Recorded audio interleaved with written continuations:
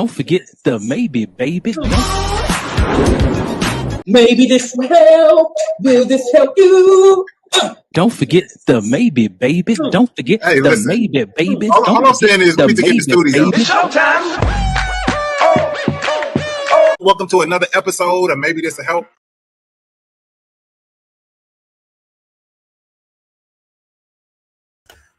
Now, I was over here doing some in-home counseling. You know what I'm saying? Been doing counseling my whole life, man. I ain't never seen nobody have that much fun doing counseling. You laughing way too much to be doing counseling over there, bro. Brethren? Way too much. What you mean? What's the deal, bro? Hey, man, it's all good. It's all good. You how was that steak meal you had the other day? I didn't do steak, bro. I didn't do it. I I know I was at a steakhouse, but I didn't do steak. I did the salmon situation. Okay. How was that? Yeah, it was good. I was Mike is disrespectful, you guys. Welcome to another episode of Maybe This Will Help the podcast. I just want to tell you about my disrespectful brother. He has never, ever in the entirety of our relationship FaceTimed me. One, because he doesn't have an iPhone. Two, wow, because he doesn't care that much. This brother knew I was on a date and video chatted me just to meet my lady. Yeah. In person. And because she wasn't there, he told me he wasn't interested in prolonging the conversation and politely hung up. Yeah, but I feel like those are the kind of brothers you need. I'm not going to tell you, I'm not going to small talk you and hey, how you do, because I don't care. I got other shit to do myself. You feel me? Oh, yeah, I feel you 100%. Yeah, I understand. I understand exactly what's happening. And now that we're on the same page, just please don't be surprised by what happens next. Just that we're on the same page. We should both know what's coming.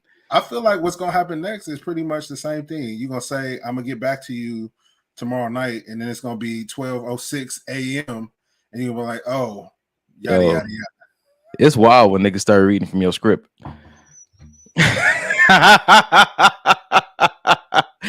I was trying to get back to this brother sooner about putting something together. I was like, it's different when you're in a relationship, bro. You gotta, you know what? It ain't different for everybody. Not everybody respects their partner like that. You know what I'm saying to you? But when you're trying to be considerate and map things out on a schedule, when you partner with somebody, you know, it might take a while for people to get back. Well, yeah, for people who respecting their partner to get back with you, because they got to talk it over about what they doing, because everything else is circling, you know, what's happening in that nucleus. 100%. And that's why a lot of times when I have homeboys or even female friends that are not in relationships, I don't even really try to explain it. We've 7 minutes into the show. There's brother Reggie. First of all, what happened to Reginald? I don't understand. Oh, is this from Facebook? This ain't from YouTube? Okay. All right. Because look, I'm like, who the hell is Reggie? I think he's new on the show. Yeah. Welcome to the show, Reggie. First time here. Right. How are we saying that, bro? No, I just think that when people are not in relationships, they kind of just don't understand that your priority shifts a little bit. You know what I'm saying? Because, you know, and to me, if you my brother, if you my sister, if you somebody that I hold in any type of regard, I would hope that you will understand, you know, the way I move when I'm in a relationship, because everybody knows me. When I'm in a relationship, that is pretty much going to take priority. And but it's not to say that, for instance, not to say that Donnie's no longer a priority in my life. It's just to say that we may have to plan some stuff out a little bit more strategically, as opposed to, hey, let's go hang out. I can't do that right now. I'm doing something else. You know what I'm saying? And which is what I feel like you're starting to understand and experience now that you're in a similar situation. Yeah. Okay. I've been in a relationship before, Mike. So let's rewind a little bit. I don't feel like you had not a good one like you in now. Yeah. He can't say anything. Wow. I don't even disrespect my exes like that. This brother come on here just you ain't never been in a relationship this good before. Jesus. I got saved at 24. Yes, I have. No, this is good though, man. But it does when I get out of relationships and I'm just in my singleness, man, it's a whole different thing. Like, you know, I do wild stuff because it's only me. I'm concerned about, like, you know, the consequences don't reach that far out. You know, yeah, I got family and whatnot, but you know, it's different. It's different when you verbally commit to interdependence with somebody. I agree with that. And sometimes, a lot of times for me, the person I'm with is who I'm most comfortable with. So if she can't go or tag along, I'm not saying I won't do it, but I'm more likely not to. Gotcha. That's why a lot of times when we do hang out, it's with another couple. You know what I'm saying? Because we can both share that time together. Not saying that we don't have our individual. So we can finally hang out again, is what you're saying? No, that's not what I'm saying. I'm saying you're not gonna put me on the spot tonight. I don't care. I don't care. I don't care. I don't care. Ladies and gentlemen, welcome to another episode of Maybe This Health Podcast, where we're gonna talk about relationship stuff that you can relate to, the good, the bad, and the alimony. If you can relate to some of this stuff, throw it in the chat. We'll put your comments up on the screen for everybody to see. Listen, man, it's a new day here. We got a comment over here. I appreciate it. Sasha said, question for y'all, where's Dub? Is everything okay, or did I miss something? Yo, why did that remind me of when they put a new Aunt Viv on the Fresh Prince of Bel-Air and everybody's like, like, are y'all really trying to play us right now? We know that that's not. What in the polygamy is happening on this show? In the light skin and Viv. Yo, what? Nah. I mean, Dub is good. Carrie's good. Mike. Yeah. All right, cool. So, everybody's good. Thank you for asking us, Sasha. We appreciate that. Prayers are always appreciated as well. I just feel like, everybody has points. I've gone through it. I believe Donnie's going through it. Dub, Carrie is going through it, where, a lot of like just self-checks and self-awarenesses and really trying to buckle down and figure out, what God is really calling them and wanting them to do. I don't want anybody to think that because that they don't see Carrie or Dub that it's just like, oh, this just must be Mike and Donnie's show now. It's not necessarily that. We haven't until the four of us sit down and say, I'm not on the show anymore. This person not on the show. This show still is. Maybe this will help that consists of 4 brothers. You may not see all the brothers here on the show sometime, but I mean, it is what it is. So I'm gonna tell y'all like this though, because they told me before it's not a show. This is not a show.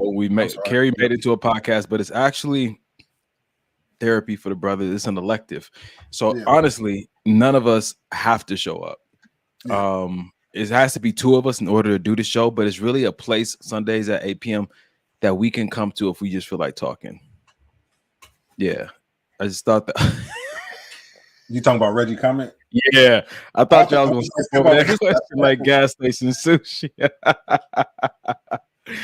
No, he's doing well, Sasha. But we're just kind of explaining the format of our show. It is a podcast, but like most podcasts and shows, you assume like all the hosts like be there for this, but like honestly, this is so casual and so comfortable, and it's like a place that we can come if we feel like we need to, and if we don't, that's why we say like we might be here on Sundays, we might not. We would love to be here every Sunday, but then stuff comes up. I'm like, no, I'm good. I'm gonna do something different, and that's how casual this show has been since day one. And I tried to change that and create a mandate, like, yo, you check in, let me know your schedule for the whole month. You're gonna be there or not be there, and they was all like unanimously like, no, that's not what we do. If we show up, we show up. We can't. So I had to, reformat my perspective of the show and just let it be therapy when it's therapy, and when it can't be, I'll find it somewhere else. So anyway, so I guess that shows how much therapy you and I really need, because I don't know.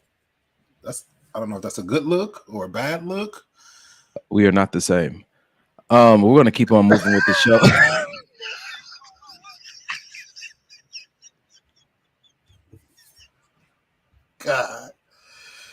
Golly, when you reach out to your brother for his hand, he just slaps it away. Oh man, listen, Sheesh. we That's got to have wild. a talk when we see each other. We That's live too close wild. for all this. Oh man. All right, before we get into this show, Reggie said this. If you don't know Reggie, Reginald is another host of the show who he hasn't been inducted yet. But yeah, Right. we appreciate everything you do, bro. Got Right, to right, split some right. earnings with him. I appreciate you brothers for doing this every week. Never knew it was more. Never knew it was more because I'm new, but happy you two are keeping it going. Yeah. And we got The some show. serious confirmation about some things over this past couple of days since that last post that Donnie made to the maybe this will help on the last show. We just been getting shown a lot of love, I guess, for that episode that we did, and we definitely appreciate the love and the shares and the extra follows on the IG. Maybe this will help page. Yeah, because like Donnie said, we do this mainly for us, but it always feels good. But we also, I believe that me and Donnie feel like, to an extent, we definitely want to help people if we possibly can, if that makes sense. And for people that react the way they did on that last one, it kind of just shows us. And if I'm being honest, for me, it's almost a little bit of validation. Like, okay, people are really understanding and digging what you guys are saying, whether they believe in it, whether they don't. But the fact that they're liking it, commenting it, sharing it, shows that it's something that me and Donnie have definitely agreed to keep the wheels turning as long as God is telling us to keep these wheels turning. Yeah. All right. If y'all know what Mike is talking about, one of the videos we put up got like 16,000 views, about 400 or so likes, and that's new for us. I mean, that'd be a big deal for y'all, but that's definitely new for us. So we're gonna keep this thing on going. Yeah. Ladies and gentlemen, what we normally do back in the day, we would just put up regular posts for the first hour of the show, and then we do videos during the second half. But we had got away from that and been doing videos for the whole show. But we got some regular old clips like we used to do back in the day. We're gonna put up today. So Mike dropped a few in the chamber for us. So Mike, I'm gonna put a few up for you to read, man. Let's start with this one right here. We're not doing no check-ins today. I thought that was our. Oh, you got something to check in about? Nope. All right, cool. Cool. Let's run it. All right. Before you ask God to expose fake, toxic people with the hidden agendas in your life, make sure you ask for strength. The list may blow you away. I'm gonna read it. I was gonna read it. Before you ask God to expose fake, toxic people with hidden agendas in your life, make sure you ask for strength. The list may blow you away. You sent that, man, to the group chat, bro, and I feel like you got something you want to talk about. Yeah, because that's always been maybe not that exact prayer, but definitely something similar. You know, God, please remove anybody that's not supposed to be in my life or doesn't have my best interest at heart, or is secretly plotting and scheming. All that fake friends type of issues. I've always prayed that be exposed and removed, and I feel like the more I got serious about praying for those things and started seeing people drop out of my life, it was like, wait. And before you know it, you look up and you only got like 4 friends left. You know what I'm saying? But yeah. It was just one of those things where, like, man, you look back on life and you just look back on how many people like you thought were, you know what I mean, almost thick as blood, and then you look back and those people just kind of like fall to the wayside. And sometimes it's sad because it's people that you had love for, that you wanted to be in your life. But I've just gotten to a point where the prayer is just the prayer of remove it if it's not supposed to be there. It's more important than my own what I want. You know what I'm saying? Like I'm sure we all have people where it's just like, yo, I want you to be around, whether God wants you to be around or not. But I've just gotten to the point where it's like, if it's your time to expire, then say la vie, go with God. I see it like this, man. We're gonna have a conversation about fake friends and asking God to remove these people out of our lives, and we're surprised because, oh man, I thought this person was X, Y, and Z. Yeah. I think it's deeper than that for me. I'm asking God to help me with my discernment because I'm the one who picked them. Yeah. So if it's that shocking to me that, oh, these are fake friends, the first question is, how did they get in? What part of the vetting process were you fooled? You know what I'm saying? Why did you pick them? Are you picking for the right reason? Do you know how to pick your own friends, or should you leave that alone and let God do that for you? I think that for me, when I read that post and I'm looking at it like, ask God to give you the strength, because the list may blow you away. I'm asking God to give me discernment so that he doesn't have to come back every few months like an exterminator and get rid of things in my life that shouldn't have been there in the first place, right? No, yeah, So I I definitely need to know, where are my open doors at? Where's my lack of discernment? Where am I choosing people to fill an insecurity or a void? Where am I choosing people for clout and for, just to look a certain way in the public versus actually choosing people that are solid friends and I can be friends with them? Yeah, and I think that's that's where I recently stopped before Carrie and I decided to do, before Carrie came to me with the idea to do this podcast. I was just at a point where I pretty much figured my picker was a little fractured. So, and you know the story. I just was okay. Like, I'm not going to pick no other friends. They're going to really, literally, God is going to have to drop these people in my lap and say, these are the people I want you to be in your life. And what ended up was the people that are in my life now. And it's not, it was crazy is nobody from my past is a legit friend like the people that are in my life today. And, and I'm okay with that. I got people that I'm cool with, so I don't want anybody, people think that, oh, you said I wasn't your friend. To me, the word friendship, us being cool and us being friends, is two different things. Because we grew up together, because we went to school together for umpteen years, don't make us friends. Yeah, just because y'all in a relationship right now don't make y'all friends. I get it. At all. It's a lot more vetting that has to be done than just, I didn't know you for a long time. I look at it like this, man. I like what Reggie said. Reggie said, I was raised with the understanding that friends are cool and family is great, but not everyone can go with you. So I'm never shocked when my list grows. I think that goes back to the post, though. And the post has said that, ask God to expose fake. I think that sometimes people can be removed while being real. I think that a real person just may not have position in your life right now because it's just not, that season isn't meant for them. Just because they're removed doesn't mean that they're fake. Just because me and you don't communicate like we used to doesn't mean that you fake and I got all against you. It just may not be your season to be a main character or a co-character in this chapter of my life. You know what I'm saying? I've been on the other side of that, and I've had to learn to be okay with it because it used to offend me. Right. Like, I've done nothing wrong. Well, you weren't here because you did anything right. Like, it was just time, right? When I just sit with the fact that, man, like, we're going to continue to flow in and out of people's lives. There's this practice in the Eastern culture called non-possessiveness, and it talks about treating everything in life, even material possessions, as the breath that we breathe. We inhale, we exhale. That's how we stay alive. When we hold a breath too long, it becomes toxic. And the idea, the theory, philosophy behind it is that when you try to hold on to anything outside of its intended or necessary time, it becomes toxic. Even a good thing like breath.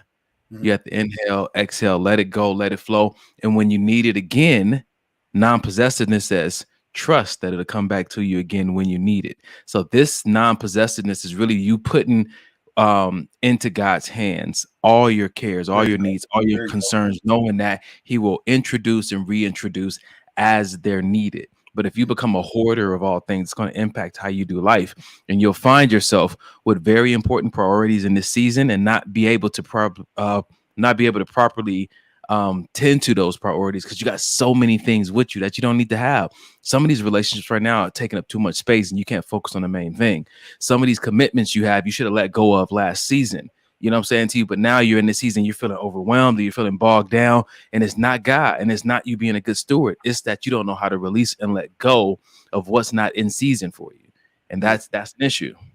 Yeah. It's a big issue. It's a big issue.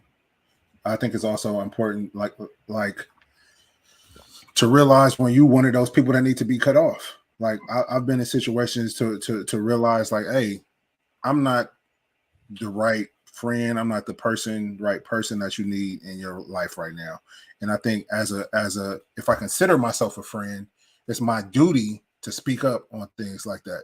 You know what I mean? Like, for instance, if you're going through something, and I think you've said this before, or somebody in the group has said this before, but if you going through something, you may not, or pause. If I'm going through something, you may not be the person I need to talk about this specific thing.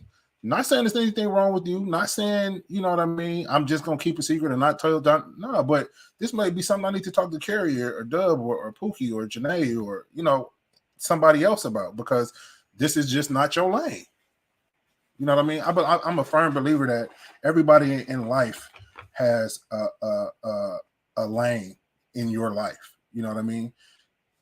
And sometimes when friends, because under that title of friends, they feel like they could, oh, I'll just switch lanes and get in this left lane. Well, no, I don't want you in the left lane. You don't fit in the left lane. Mike knows I used to have a big problem with that. I believe that there should be full transparency in relationships, and if you got something to say, everybody should say. I'm big for put it in the group chat. Put it in the group chat. Put it in the group chat. You know what I'm saying? We're gonna have a group conversation. We're gonna have, you know, one-on-one conversation after. No, keep it in the group chat. Let everybody be.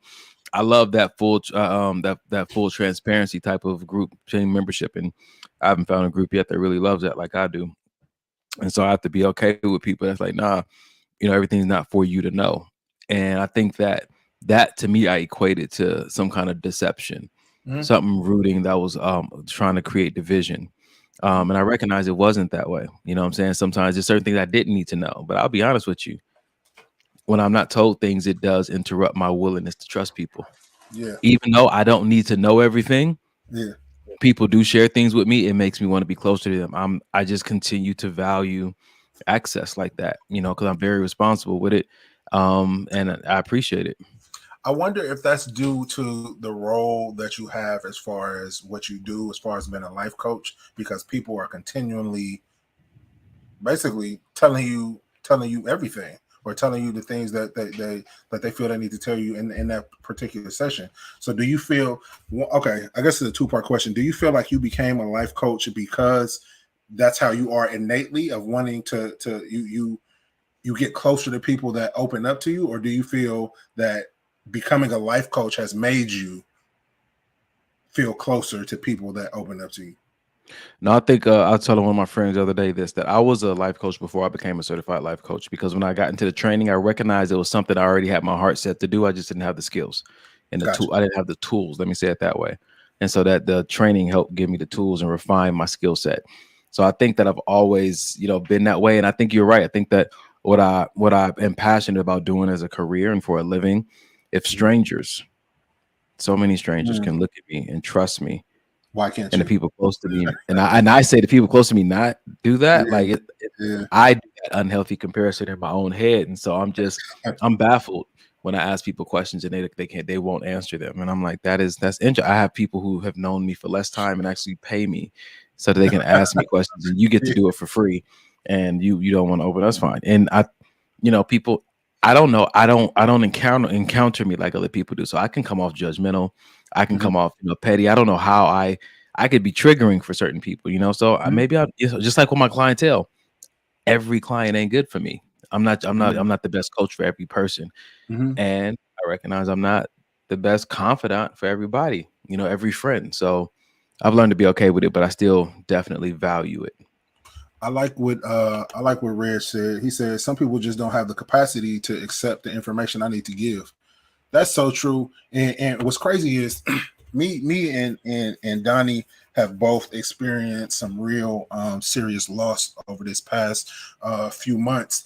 And just, I don't know, a week or so ago, I text him about something, and initially, maybe I asked him what he was doing or something, but initially it was a list of things that he already had going on. So I told him, never mind. We'll talk about it later, this, and that. He was like, well, no, did you need to vent? Did you need to talk? But so it's not necessarily that I feel like you wouldn't understand or you're not the right person in this moment. Sometimes it's just the fact that my brother already got so much going on. I don't want to just dump all my shit on top of his shit. Now he got to climb out of his shit, then climb through my shit. You know what I mean?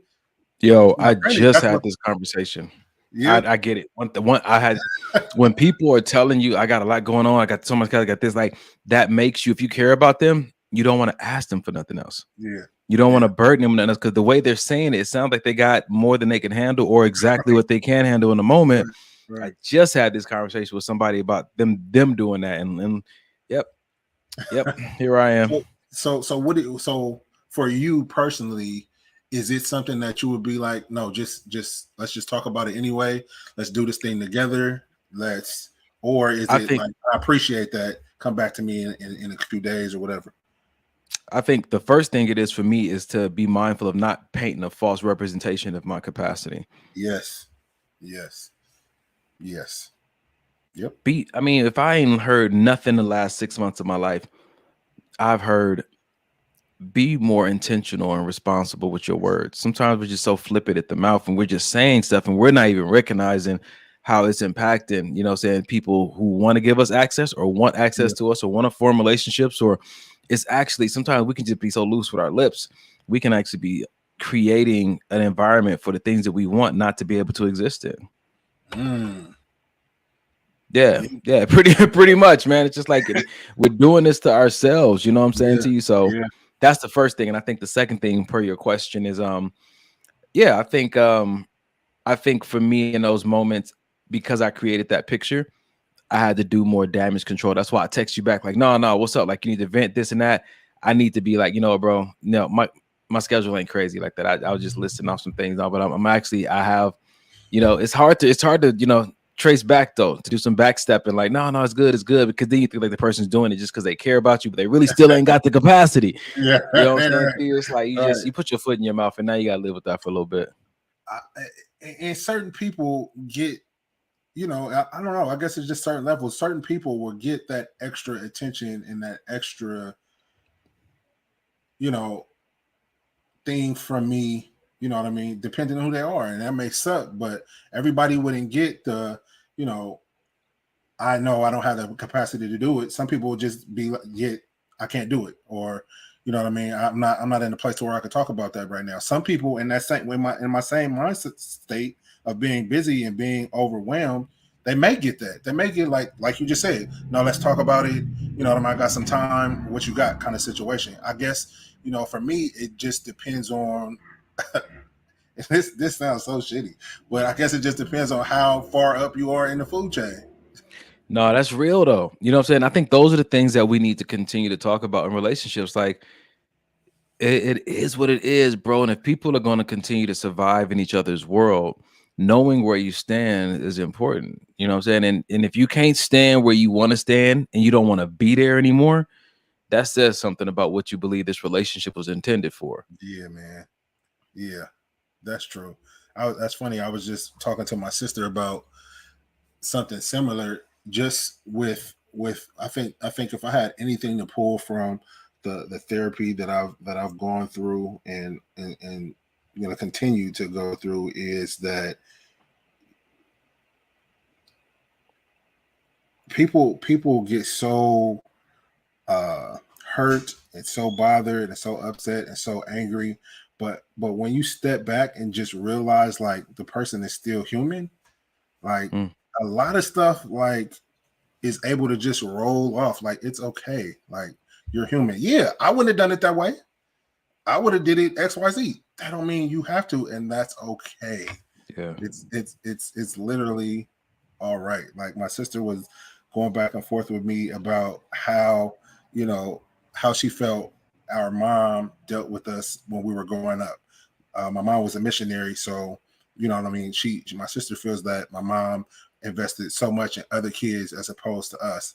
And I was like, and she, I feel like my sister sometimes wants me to be on her side with it. Granted, those are ways that I feel as well, but I'm not gonna hold that against her. Like she did the best that she felt that she could do. That's fine.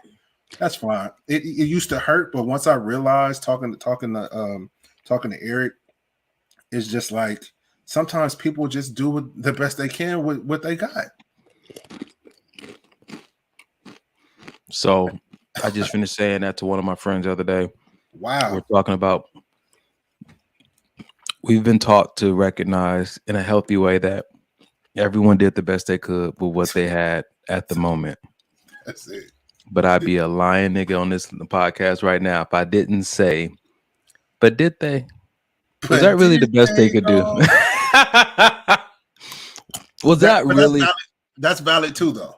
That's valid too. Yeah. But for the sake of bringing your own self to closure and moving forward, because there's no way to verify if they did or didn't. For the sake of bringing yourself to closure, they did the best they could, what they had at that moment, and just moving forward. I think sometimes that is a healthy way, and then sometimes you do have to ask, but did they? And sometimes you got to ask that person, was that the best really that you could do? And I feel like asking yourself, but did they, is not going to do any good. You don't know. Why are you going to ask the one person that don't know? I'm gonna go to the source. Like if you saying this is the best you could do, all right, explain that. Why do you feel? Like, yeah, I mean, why do you feel like this is the best you could do? Because I've seen you do better in this area. So now, see, this is why I love this show, because it gets to this place to where we're talking about real stuff that people be feeling inside, but the healthy way to do it. There's a healthy way to do it, but if you do it, it can still be unhealthy if you're not being honest with yourself.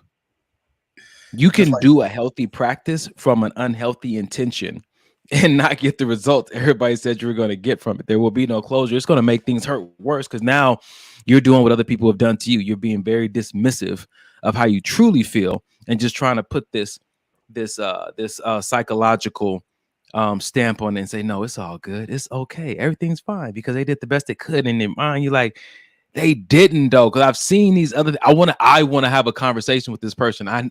I need an explanation. You know what I'm saying to you? And I think that is where we should give ourselves that opportunity if that person is still alive. I think that's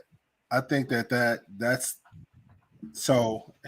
Again, in transparency, I feel that's how, for me, that's how it was when I first started therapy. I knew that I needed it, but I still wasn't 100% on board with it. It was just like, all right, I'm gonna go, and he gonna say this, and then I'm gonna say this. So that first maybe 2 sessions, I was just saying everything that I knew, what I thought, I needed to say to you know, just be over with it, and to be able to say, I told you it wouldn't work, to myself, if that makes sense. Yeah. But like you just said, it just ends up doing more damage than good, because, you know, I'm paying all this money and I'm in here lying about what's really going on inside of me, and then 2, you know what I mean, if I'm near to if the whole reason is to become honest with myself, I'm hindering myself because I'm still not being honest. You know what I'm saying?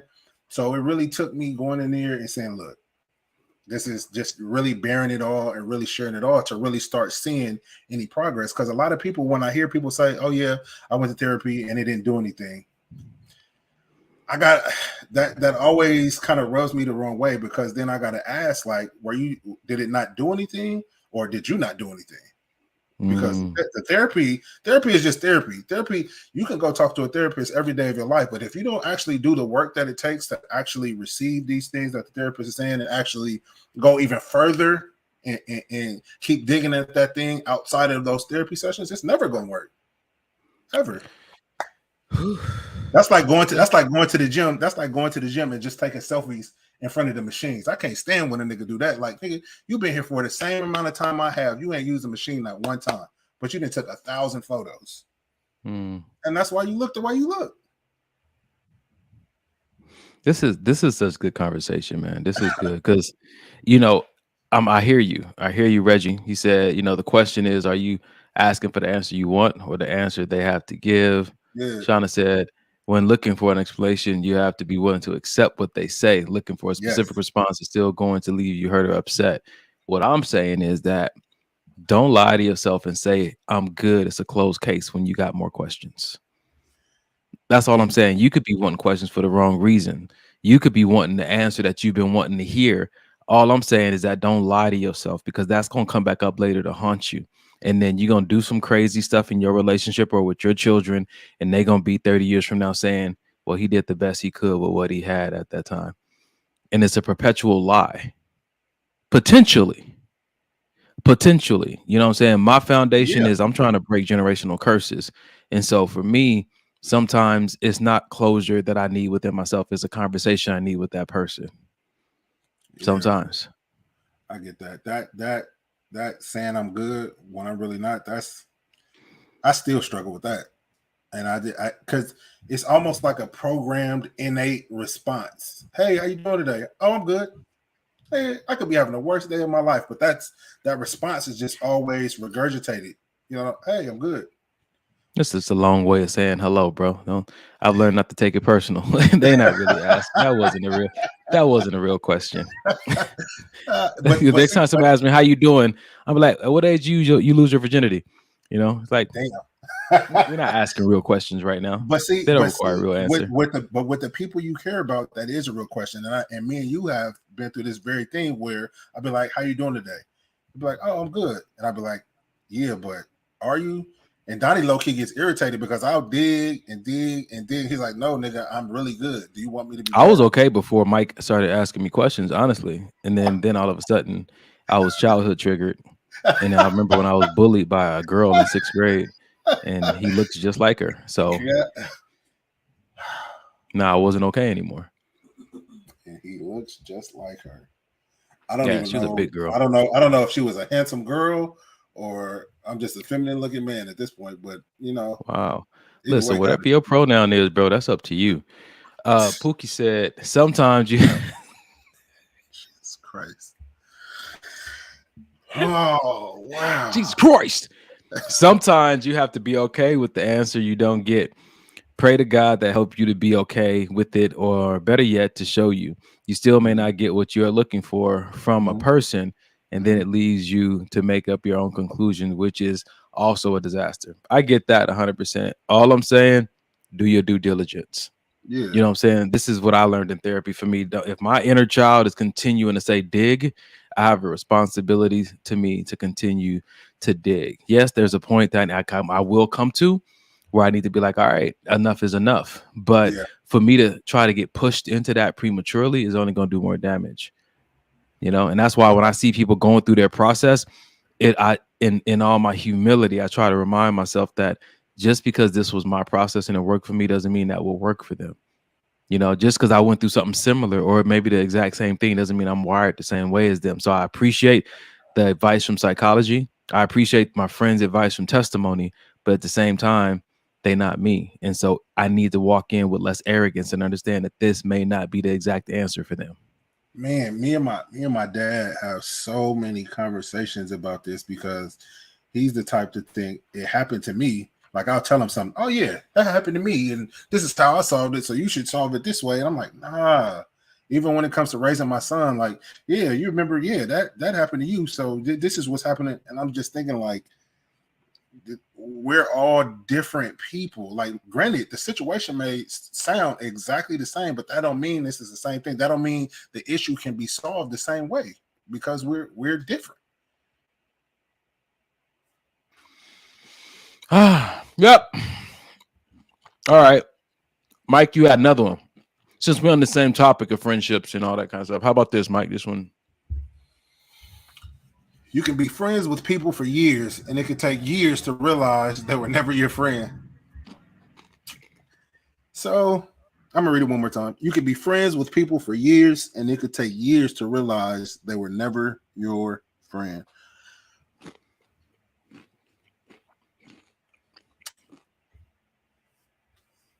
I think that if you're, my definition of what friends were when I was younger, I would 100% agree with this. But how I look at friendships and how I look at relationships now, I feel like if you're present and you're aware of this relationship with this person, ain't no way that it could take years for you to realize that something's off here. Now, if I'm just floating like, oh, this is my friend, yeah, and because we hang out every day, yeah, and because we laugh, and because we go out to eat, because we go to the club, and because we share similarities, that none of that shit means shit. Nothing. I'm gonna tell you like this: it might take years. And you know why? I've been in that position, and this is Pookie said it best. Sometimes they are an assignment that you mislabeled as a friend. enemies and friends, they say, sometimes look alike, but what even looks more alike is friends and assignments. When I moved to Texas, my sister Lanice called me. She's like, "You were on my spirit," and I just felt like I need to call you and tell you that everyone that you call a friend ain't your friend. Some of those people are sheep. Those are people you've been called to guide and lead, but you can't lean on them. And she said they're not bad people, but you just can't lean on them, because friendships are, by definition, in most healthy cases, reciprocal. But if you try to lean on a person that you're only supposed to lead, you're gonna find yourself wanting, and you're gonna find yourself in a bad situation, and you're gonna fault them for not being for you who you wanted them to be, but they were never called to be. So some people, they look and they're around you and they're gleaning off of you and they're supporting you like a friend would, almost like a friend would. It looks a lot like a friendship until you try to lean on them for that kind of friendship support, and they're just not built like that, because they're just sheep. They're there to be led and guided by you. I agree with that, but it takes years to find that out. I'll tell you from experience, it did, yeah. But so you're saying that you were completely invested, completely aware in the situation, and it still took years. What part of my answer did you not like? No, I'm asking extra questions because you know how oblivious and that's why I'm saying, is it because you were just being oblivious to the situation, or was what? Or what? That's what I'm saying. That's what I'm saying is, were you? I think really, so. Okay. I think so. It's something that could not have taken so long had you been more aware of what was going on in the relationship. Okay. Yes. I thought you were coming from the standpoint you said before I started talking, like, if you're fully invested in it, it's going to be more obvious. But I don't know if that was a spirit of obliviousness that I had on me, but it was, oh Jesus, it was an unhealthy optimism. I love optimism, but I think yes, you do. I was in an unhealthy amount of optimism for a while there. Just not even unhealthy optimism. I was in self-denial. I was in denial of situational denial. I just would not accept what I was seeing, and I chose to believe what I wanted to believe anyway. So yeah, I think that was all on me. And when it came down to something that I needed them for, I was like, this is interesting, but it really wasn't. Like, there was no data to support what I wanted to believe in my heart. It had shown me everything, and I just wanted to believe something different by choice. I feel that, and that's where I am. Because I've been in a situation, and it's taken a very long time for me to get out of these relationships and friendships that were not really what I wanted them to be. But I can't say that I didn't know. It was more so I'm comfortable. Yeah, I know this person is probably talking shit behind my back. I know this person really don't got my best interest at heart. I know this person, you know what I mean, is not really here for me like they say they are. But that's what I know. Let's do this, Mike. Why don't we qualify? What is a friend? That's a lot. I think for me, a friend is someone who is accepting, someone that will set me straight if need be, someone that will tell me the truth, whether they feel like, oh, he's not gonna like it,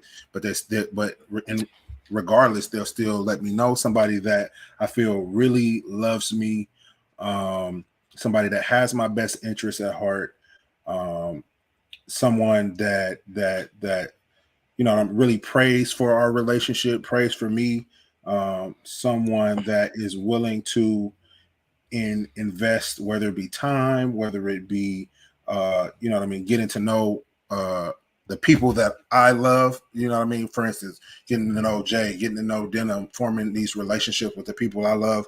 And someone that I know, like, man, if the shit hit the fan, I know I could call this person. I may not could call everybody else. I may not could call even some family members, but I know if it go down.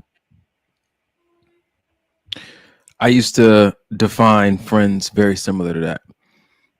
And I went out with one of my friends one day. We went to get some ice cream, and we were talking about friends. And I said, I've grown to a place to where I call someone a friend based on how I treat them, not on how they treat me.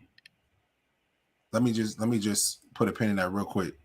because this is going to determine if I stay on the show or not. Did you get a cone or a cup when you got your ice cream? Cup. Cool. And I put the cone on top. Continue. That's still, yeah, Gangster. For sure. Gangster. But then I took the cone. No. Crumbled it. No. Okay. Smashed it on top of the ice cream. And then ate it. With the spoon, though. I'm just trying to make sure you and whoever you was with. Like a horse in a trough. All right. So what you could do for them, dive into that a little bit more, because I like that. So when I talked about with them specifically about a friend, I recognized in the Word of God, it talks about things I should do for my enemies, and how even in my faithfulness or my willingness to honor people, I don't honor people because they're honorable. I honor people because I'm honorable. I'm not faithful to people because of what they do to me. I'm faithful to them because I'm faithful as a characteristic. I started seeing friend as something that I am, not necessarily something that I'm looking for, something I'm looking for from people to do. And so there'd be people who do shady stuff to me, but I still call them a friend because that's how I treat them. I still treat them as a friend. So technically, if I am treating everybody I meet like a friend, I don't have any enemies, even though someone may consider themselves an enemy to me. And why is that? Because of how they choose to treat me. But I still choose to treat them as a friend. So they're my friend and I'm their enemy. So by your definition, so how do you, so I don't know. Because to me, then if everybody's your friend, then what weight does the word friendship have? As everybody my friend, that's like that for in my mind, that's like saying, telling my girl, well, I tell everybody I love you, or I tell everybody, you know what I'm saying, or I call everybody babe. So what calling her that? What weight does that hold then? This something what we need weight for. What you need weight for? I'm not gonna even lie. I like to feel validated in my friendships. I like to feel like okay. So you want to feel special. That's yes. Okay. Well, how does someone feel special? Say again. How does someone feel special? Again, the things that I mentioned. That makes you feel special? Yeah, if I know I can count on somebody, okay, I feel special because I know I hold that weight for them, that they'll be there for me in my time of need. So when they can't, you don't feel special. When it depends on the circumstances. Like for instance, so you're we're gonna use real life, real time scenarios. Case in point, me and you we weren't supposed to, but we were planning to do whatever we was going to do on Saturday morning. Yeah. And me knowing the type of schedule and lifestyle you hold, I felt special that you were willing to take that time out to hang out with your boy. I'm like, cool. This is cool. This is that.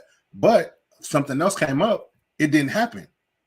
But because the reason it didn't happen, I did feel okay. But had it been, I don't know, I just don't feel like going. Yeah, that would have stung a little bit. You 100%. Would not feel special. 100%. That's always a conversation, and for me that always kind of weighs heavy on me, because I remember I was in a relationship and she just wanted to feel special. I don't feel special. I don't feel special. I was doing everything I could, and I started asking myself, at what point is this no longer my responsibility to make someone feel special? And so for me, I always ask extra questions around this idea. And as you should. And so let me kind of tweak that a little bit. It's not that it's not an esteem thing. It's not like I'm now feeling like I'm not special as a person. What more so it is, maybe in this moment I don't feel like I hold the weight that I thought that I had. There goes that weight thing again, but that's and that may be because that's the skill that I hold my friendships on. You see what I'm saying? Well, yes, I saw a video about that earlier. Like, people who are critical on themselves or critical to other people, people like, if that's how, how does Mike make Mike feel special? Right. You know what I'm saying? Right. Then somehow that translates over into an expectation in your friendships. Right. And love language too. If I feel it's loved by quality for me. Yeah. If I feel loved by quality time, or that's my love language, and but don't you feel like your love language varies per the person? No, for me, no. I can pretty much say that, across the board. Spend time with me. Yeah. What about for those who have the love language of touch? Then I don't mind adapting at all. If I need to adapt, that's fine. Like for instance, no, I'm just saying I have my love language. Top number one is touch, but it ain't for everybody. Not touching you. What? See, you weren't invited to. You see how niggas try to crash your party? No, but look. This is so wild.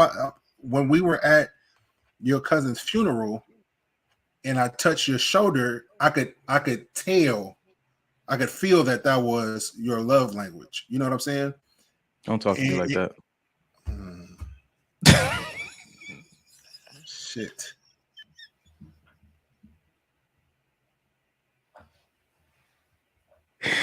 His brother. I'm not the one that broke down crying. Actually, you were. Off a shoulder touch. at the other funeral, you were. When you're right. Yes, you were. Actually, yeah. Ladies and gentlemen, we're gonna pause real quick. I don't like it. I don't like it. I don't like it here.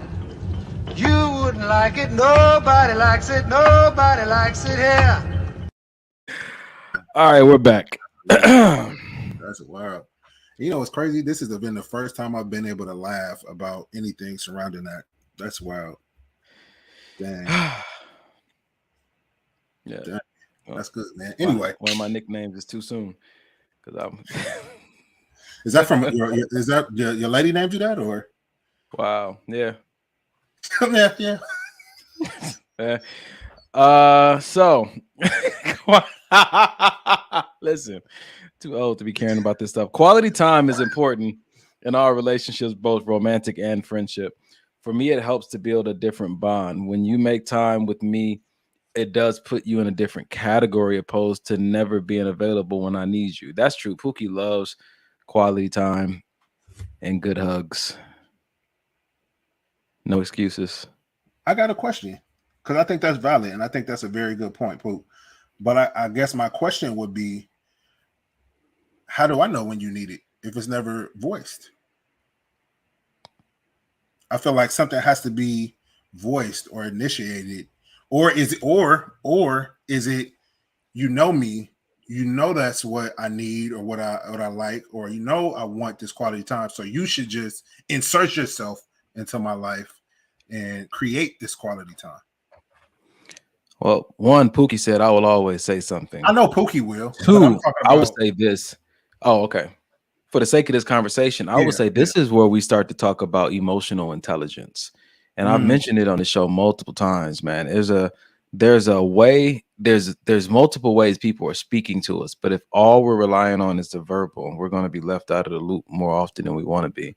Agreed. Emotional intelligence is key for any kind of relationship you're trying to grow, you know? And I think that the more we are intentional about enhancing or increasing our emotional IQ, the better off we'll be in relationships that we want to sustain or we want to steward properly. Mm-hmm. Yeah, I agree with that. All right, let's do one more. Ooh, all right.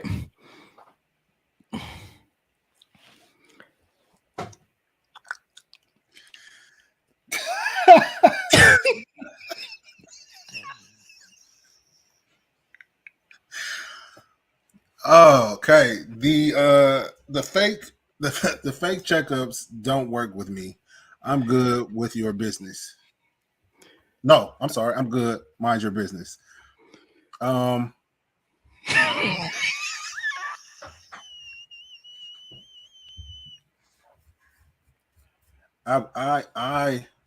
100% agree with this post. You don't care. What do you need? What do you want? What do you?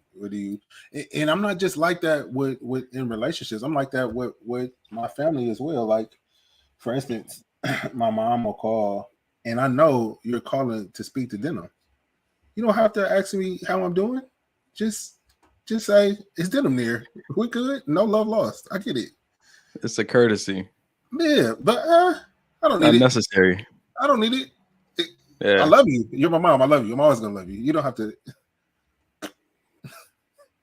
You're good. I don't need the small talk. I see this one. Fake checkups don't work with me. Here goes me and my optimism again. I'm thinking, uh, fake checkups are a form of checkup nonetheless. Malicious checkups, I feel like, are different. You're trying to find out something to use against me. But I think, like, when we talk about fake checkups, maybe they're meaning that they're not super sincere. They don't really want to check in on you, see how you're doing. I feel like something in there, even if it's just force of habit, I feel like it's just something about that still says there's something healthy in the midst, or maybe somewhere at the core of even the fakeness of it. Really? Yeah. Do you believe that? Even the way you just said, yeah. I want to, because it's almost like you can be upset with someone that you care about. You know what I'm saying? Like your girl, you know what I'm saying? But you still open the door. Is it a fake open the door? You know what I'm saying? You still kiss her before you go to bed at night. Is that fake? Because you're not feeling her. You don't really, I'm just doing this out of habit because I know that the consistency of this, if I ever decide to be intimate or close or sincere with this person again, it's going to be good to have this had never stopped. If we ever can turn this around, it's going to be good that this didn't break in our routine. No. So I feel like, for instance, the opening the door, the kiss goodnight. I feel like if that's who you are as a man and that's what you do, that's what you're gonna do regardless. Happy, mad, sad. That's just something that I do. Now, if I'm doing it under condition, like I'm gonna do this because of this and because of that, then yeah, maybe when I'm mad, I'm not gonna do it. But if this is something that I do, it's something that I do. Like Reg said, I will not answer your call or text when I know that shit is fraudulent.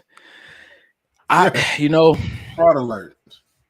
What I've been doing, I was telling my nephew before he went on his little college tour.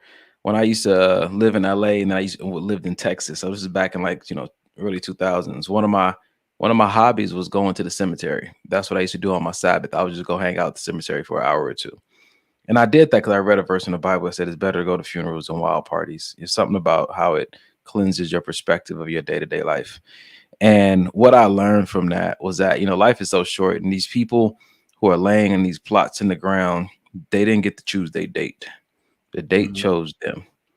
You know what I'm saying? And they lived every day not knowing when that date was.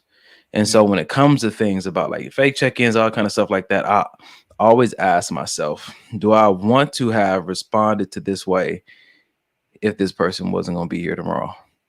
You know what I'm saying? Do I want my behavior to be, do I want another person's fraudulence or demeanor or behavior or just whatever they're doing to influence me to the degree that I will end up doing something that I won't be happy to say that I did, years down the line at their demise? Yeah, no, I agree with that 100%. I just think for me, it's not an act. You know what I mean? Like I used that situation with my mom. Like that's not the act. I'm not like, if you want something, you don't have to beat around the bush or do the small talk. Like, let's just get to what you want. And because there is, I'm not saying, because there is time she calls and she wants to talk. We talk for hours. It's a great conversation. You know what I mean? But I don't think that I'm doing it out of, oh, I know you didn't want to talk to me, so here, just talk to them. It's not that. It's just that, just like I don't have time for the, like Reggie said, the fraudulent type of situation, I'm not going to be that way either. I'm not asking for something that I don't do in return. If I'm not fraudulent, I'm not going to accept it either. No love lost. It's cool. Just know that I read it and I'm not going to accept it. I think I'd rather just think moving forward. I want to just call it out. Like, man, we're not in a good space. What is this? What's this about, man? What are we doing? I think I want to be that person. I have this phrase that I use with my clients, and it goes like this, man. One day, today will be history. It's called future history. 5 years from now, when I look back over this season of my life, who do I want to be able to say that I was? And so for me, if I look back, say this situation happened to me tomorrow, 5 years from now, I want to be able to look back on that situation and say, I called it out in the moment. I didn't contribute to the fraudulent behavior by ignoring it. I called it out and said, hey, we're not in a good space, man. What's up? What's this call about? What we doing? I think that's who I want to be. That will make me be happy that I did 5 years from now. You know, because I want to, if I see something in my life that's fraudulent or dead, I don't want to press ignore. You know what I'm saying to you? I want to call it out and rectify it. Yeah. That's all. No, I like it. I like it. All right. Cool. Yeah, that's all. That was enough for me. Ladies and gentlemen, we reached that time of the show where Mike takes over. Mike, you got. Ladies and gentlemen, if you guys are not following us on our social medias, please go do so. Maybe this will help the podcast on YouTube, Instagram, as well as Facebook. Also, during this time, we like to take a minute out and recognize any small businesses. So if you guys have any, please go ahead and drop them in the chat, and we'll be glad to throw them up on the screen so people could go check them out, follow, subscribe, whatever the case may be. What else? Also, this is a time where Donnie asks you guys for money. Donovan, take it away. But I got hit with a case of the sleepies. Just took a 3-minute power nap just during that commercial. But I'll wake up for some money. Listen, ladies and gentlemen, what we do on here is charitable to our generation. If you'd like to contribute to the cause, go to our Cash App, $ maybe this will help. You guys know that we're on here most Sundays doing our best to pour out in authenticity and transparency about the relationships we've been through in hopes that maybe it will help. This is a platform for even you in the audience to come on and share, because people watch this on rebroadcast. They go back and look at our comments, and people's lives are being enhanced by the advice or by the testimonies we're giving on this podcast. So many people are seeing so many things online, and we're happy to be able to contribute something healthy to our generation. You know what I'm saying? Something that's uplifting and possibly life transforming.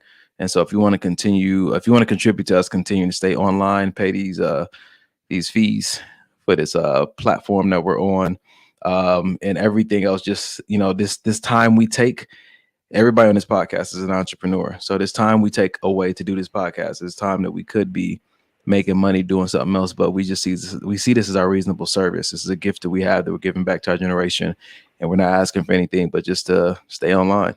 So if you want to contribute to that, go to our Cash App, $ maybe this will help. If you don't have Cash App, you can email us at maybe this will help podcast, maybe this will help podcast @gmail.com, and we can get you connected with other sources of donating. Yeah, that was pretty good, brother. Pretty good. What did you say? What was that you drinking? Was that coffee? No, that wasn't coffee. Those were herbs, straight earth herbs. And I don't want to, Sasha, I don't want you to drink caffeine. It's late. As soon as the show is over, I am going to bed. You got to work tomorrow? Yes, sir. Like Amber said, new relationships are exhausting. I thought they were supposed to be rejuvenating. Well, I don't know. It could be a lot getting to know somebody, and not necessarily in a negative way, but, you know, when you're just putting all your energy and your attention and everything into this person, and yeah. I feel energy when I'm around her. It's just when I get around y'all, you know, it's just. Let me be about my father's business here. All right. It's too late, it is. You've been orphaned. Hey, you know what I've been doing? I've been watching The Chosen one, that little series. Have you seen The Chosen? Was it Netflix? It's for saved people. It's yeah, just go download the app called The Chosen. So there's this hosted for season 3 they got out now, just about the story of Jesus. It's high quality, bruh, like high quality, good production. It's good, bro. I just finished season 1 today, man. It's solid, bro. It's good. Platform? Anyway, it's an app called The Chosen. Oh, yeah. Okay. So you get the app called The Chosen. They have their own app, and you just watch it through. They ain't no Netflix, no HBO. It's The Chosen. Yeah, it's dope. It's. All right, let me check it out. It's really good, man. All right, ladies and gentlemen, we're about to get into these videos. These videos. Tag somebody to watch the second half of the show. Whatever your favorite part has been so far, throw it in the chat. Let us know what your favorite part has been. Last week, I know my favorite part was he got a friend zone face. I'm not gonna forget that, man. That was so good. That was so good. You got a friend zone face. Speaking of friend zone faces, I want to start with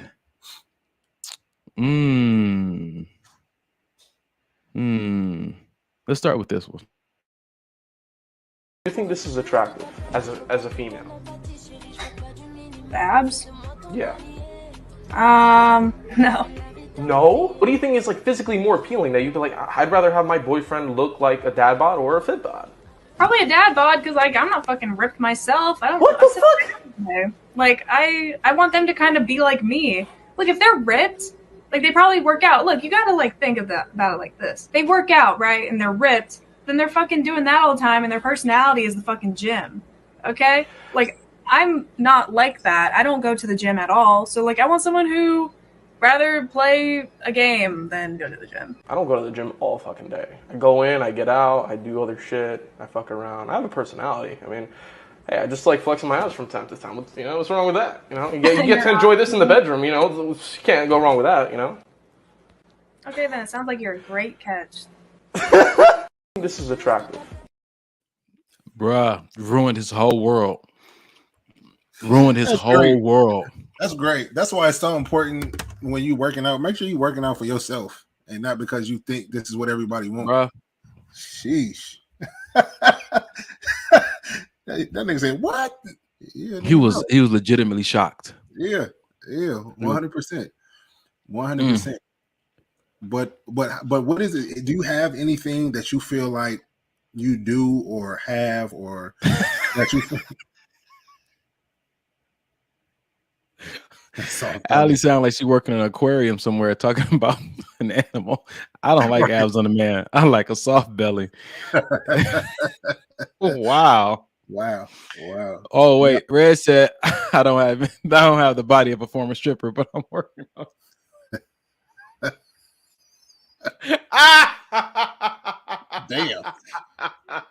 Damn. Wow. Jeez. Yeah. Hitting home today. Hitting home. Hold on. Let me see something. Damn. Wow. Listen, Sasha said, forget all y'all. She said opposite attract. Listen, I know girls like that though. If they not in the gym like that, they don't want a guy is because most girls like that, you know, they have that quality time piece. And you know, the gym, like that's one thing in my relationship. You know what I'm saying? My gym is mandatory, you know, 5 days a week at the lowest 4, you know what I'm saying? But she doesn't work out, you know what I'm saying? So it's like, that's time away that we could be investing and spending time together. But she's pro me having that time because she knows how therapeutic it is for me. You know what I'm saying to you? And we have discussed like, oh, maybe working out together and stuff like that. But it's interesting. It can produce a nice physical appearance, but sometimes that's not what people are looking for. Agreed. Do you think that you have anything that you feel like, okay, I'm gonna work on this because I feel like the opposite sex, right? Maybe even my girl would like this, but you haven't asked, you haven't done any research to see if she would like it. You're just doing it like, oh yeah, if I work on these, or if I work on this, don't have to necessarily be physical, but let me tell you, they don't always be up straight in front with you. I recently found out that she likes my arms. She never told me that until recently. I was like, oh, so you do like some of this. This nigga been doing arm day 2 times a day, bro. 5 times a week ever since. I don't even understand, bro. I've been this nigga be at his desk at work with a dumbbell. Sheesh.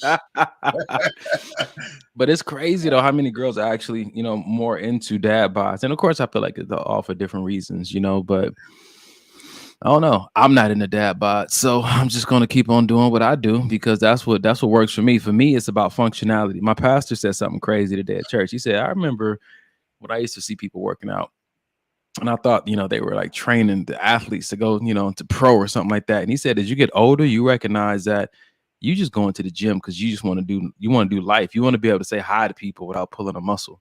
You want to be able to go grocery shopping. Like you gotta go to the gym just to do life, so that when you sneeze, you don't pull a hamstring. You know what I'm saying to you? Like if you fall in the bathtub or in the shower, you can get back up. You just want to do life. When you trying to merge in traffic, you can look over your shoulder without, spazzing out. Like it's so, the function of the body requires us to have some kind of physical regimen and routine in our day-to-day life. I agree with that. It's funny, me and Janae just recently had this conversation about, you know what I mean? Because when I go to the gym, it's usually, you know what I'm saying, lifting heavy, whole bunch of reps, a lot of weight work. But I was just telling her, I don't know, maybe even last week, that I wanted to get into the functional exercises like the calisthenics and the body.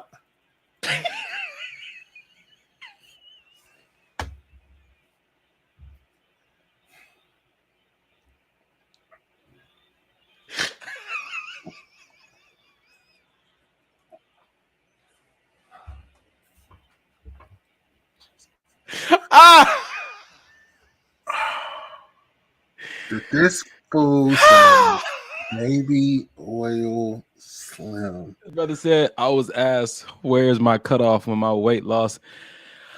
Because I go too far, that will not be what she ordered. Interesting. Yeah. Some girl like, listen, that's enough. Bruh. Mike, you already know my story, bro. I went from 292 to 240. My scale, I did a 3-day fast. After my birthday was April 10th. I dedicated April 11th, 12th, and 13th to a 3-day fast, nothing but liquid. It was challenging, but I did it as a form of first fruits. I wanted to give God the first 3 days of my new year as an offering back to him. I lost, my scale said 231 on my 3rd day. I ain't been 230 nothing since I was 22, 23 years old. I thought your head looked bigger, but your body got smaller. All right. Well, I'm happy to know you're an admirer and you're paying that much attention. But the point is that I don't know. Tonight's just been a lot of interesting conversations coming from your side of the screen. Wow, from my side. Since you got that bob cut. Who's that? Who's that? Velma from Scooby-Doo? What do you look like? Jesus Christ! Put on this bitch.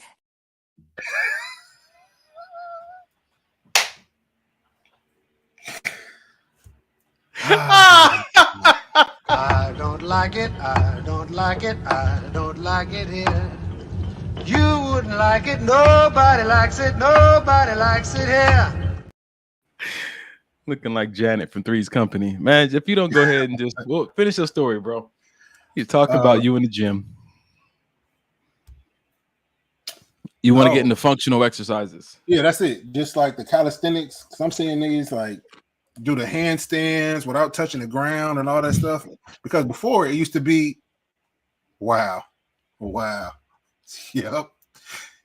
Ladies and gentlemen, that's been our show. Thank you for tuning in to Maybe This Will Help the Podcast. We will be back. Maybe. I'm not going to even say next Sunday. Maybe we'll be back. Maybe we won't.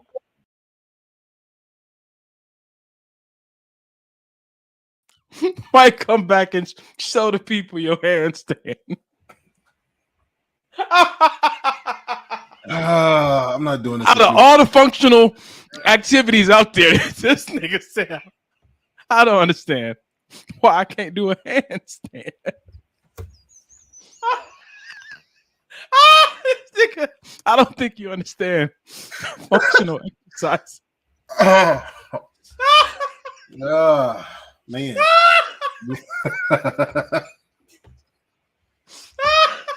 Nigga wants to do a handstand. You know what, man? Let me shatter your bucket list. I'm sorry. I do. I want to be able to do push-ups in a handstand. I do.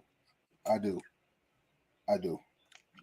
don't know what in the retired stripper dreams you trying to bring back to life. Oh, this brother done seen Magic Mike too many times. Go ahead, bro. Oh man. McJellen, you don't need to understand any of this. Mike is on some weird stuff right now. I can't even.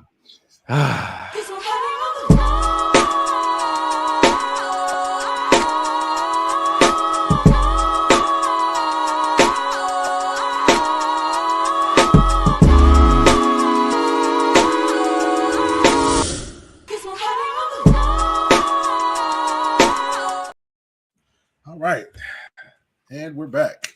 It was a hard reset. All right, man. Yeah, for sure. Oh, for God. Sure. Hold on. Let's go to the comments. Let's go to the comments. It's just look at this fool. Look at this fool. I was right behind Kanye. Yeah, he was on that Freak Nick documentary. Mike in a handstand on the Freak Nick documentary.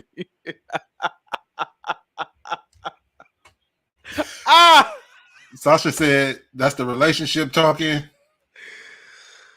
Oh man.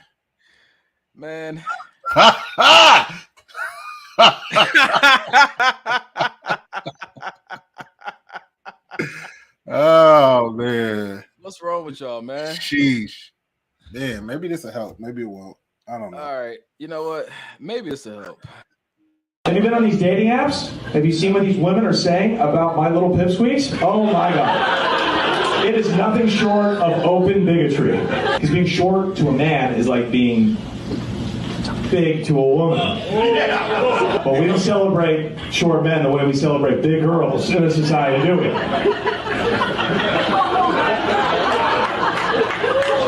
Let's see a little Oompa Loompa on the front of the Vogue magazine. No offense, Lizzo. Do you? I don't think so, right? Men don't lie to each other like that, you know? We never see a guy named Steve, 5'4", balding, working at Staples, right? They'd be like, yes, King, you go. Don't change a thing. You're perfect. You're perfect. No, guys are like, hey, Steve, we all got to play the cards we're dealt, okay? So ship shape. Ship. Have you been on these dating apps? Okay, you okay. This what we about to talk about? Listen, we ain't got to do nothing. I just figure I put it out there. Yep, let's go ahead and talk about it. I'm all for controversy. Oh,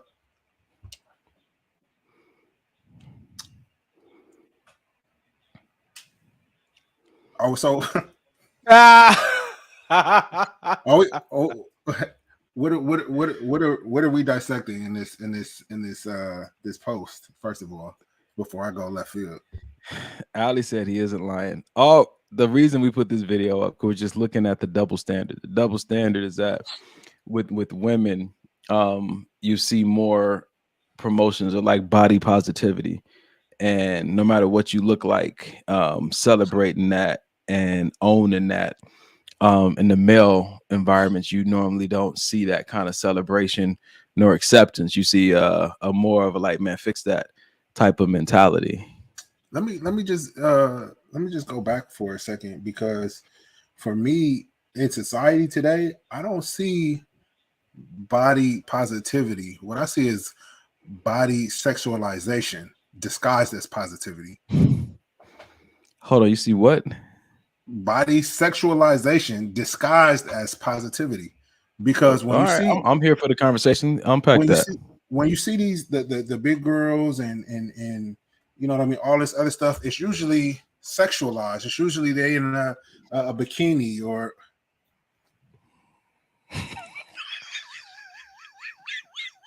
get this nigga off the show, nigga. He didn't officially get on the show yet either.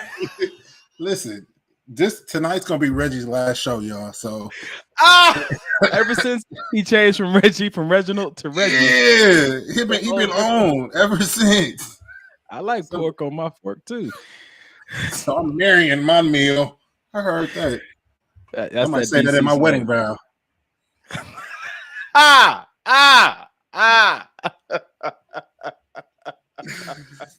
Nah. As you look at your meal, go ahead. Right.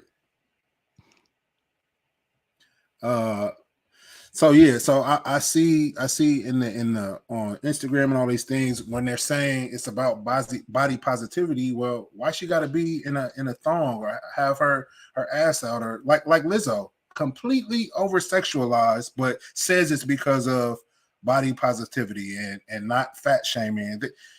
Body positivity and not fat shaming has nothing with showing your entire ass on social media or in public. Now, if that's what you do, that's what you do. But I don't think anything nothing like that has to do with body positivity or not body shaming. It's two different things. I see an outpour of the variety of physical attributes in the female community, because I feel like in very, very recent or even present history, it was so much control trying to be put over what women should look like, what they should wear. And I think that whenever you have a people or a demographic that is oppressed like that, the revolt is going to be very extreme for some people. You know, it's almost like my grandmother told me, you know what I'm saying? If people don't appreciate you for what you do, at some point you're going to start tooting your own horn. And that's going to be seen as arrogance. But for a season, that's what it needs to be until you find your balance, because you've been pressed down for so long. Your come up is going to be extreme. You know what I'm saying? Until you find a good balance that you can sustain. You know what I'm saying? And I do feel like I'm just seeing that, you know what I'm saying, to the extreme, because honestly, man, you know what I'm saying, women haven't been given, you know, a lot of the same chances or a lot of the same freedoms. And, you know, people saying the future is female, or, you know, female is now and all that kind of stuff. And I do feel like with certain doors being open for them, people are really flexing their legs and trying to, you know, saying, what's up, AJ? People are really women are trying to, you know, really taking advantage of this opportunity to self-express. And, you know, for me, that's important. It's important that, you know, self-expression is important. And I know it comes out in very adverse ways, but if we can relate, you know what I'm saying, to someone who's just, you know, I want to say, for lack of a better term, set free, we kind of understand the movement a little bit better. Okay. So you would let your daughter do those type of things that we see on the social media? 1000%. Yeah. I'll let her go through her process. I think it's easy to say when you don't have a daughter, for sure. I think it's easy to ask too. It was. Yeah. Because it's all hypothetical. But as long as you know that when I'm raising her, you're going to be right there with me. So you figure it out. Because she's going to be like, my dad said I could. Get your ass back in that room. Yo, put on already know how in a baggy pair of sweats. People already know, man.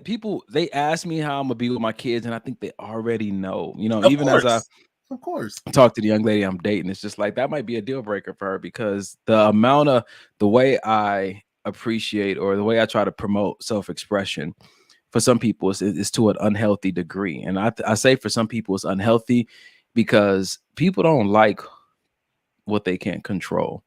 And I'm not really interested in, I am interested in raising and parenting my children, but I'm not necessarily interested in trying to control them. I think that, you know, that is for the owner to do. I'm just the manager. And I think that, you know, for a lot of people, if they're uncomfortable with what you're doing, they think that you shouldn't be doing it. And they'll find ways to try to make you feel conviction about doing or not doing that thing because something they're uncomfortable with. I understand my children are just like any other humans on this earth, and they're going to have a process that they're going to go through. And some of those things, I'm not going to like the way they look, but I am going to support them and ask them to do the same thing I'm doing. And that is trusting the process that God is taking them through, and knowing that some days they're going to step over the boundaries, and I'm not going to be there to judge them or to come down on them, but to let them know, like, hey, you probably feel some type of way about this yourself. You know what I'm saying? But this is part of the process. It doesn't end here. Just continue to look for the answer in God. I understand that, but God already told us to train up the child in the way they should go. Yeah. He didn't say leave it up to me and I'll train them. Oh, you mean like saying God leave it up to, well, honestly, at the end of the day, if you feel like you know best, what about when you don't? Then that's when you go to God. If I don't know, I don't know. I'm not going to, and that's the same thing I tell Denham. If he come to me and have a question. So you just asked me about, you know, if I was raising my daughter, what would I let her do in that? Oh, wait. First, wait, before we pause pen real quick, remember, don't forget what you were about to say. But in your statement, you said the young lady I'm dating. You guys are still just dating? Or? I don't know what I'm saying. No, we're in a relationship. Okay, continue. I was unclear. I didn't know if something happened or. No, it's forever, my lady. This nigga's tired. I'm so tired, bro. I'm delirious. Continue, listen, if you can remember what you were about to say. Girl I just met yesterday that I'm fond of. It's a total mental regression. I think the first logical thing, if I was raising a daughter and I saw her acting out in these kind of ways, would be to defer to my choice, which is the woman that I married. To say, hey, babe, maybe you can relate to this more than I can. Worshiper is her title. Her title is worshiper, God's daughter. I don't know where I'm going here. This nigga lost me.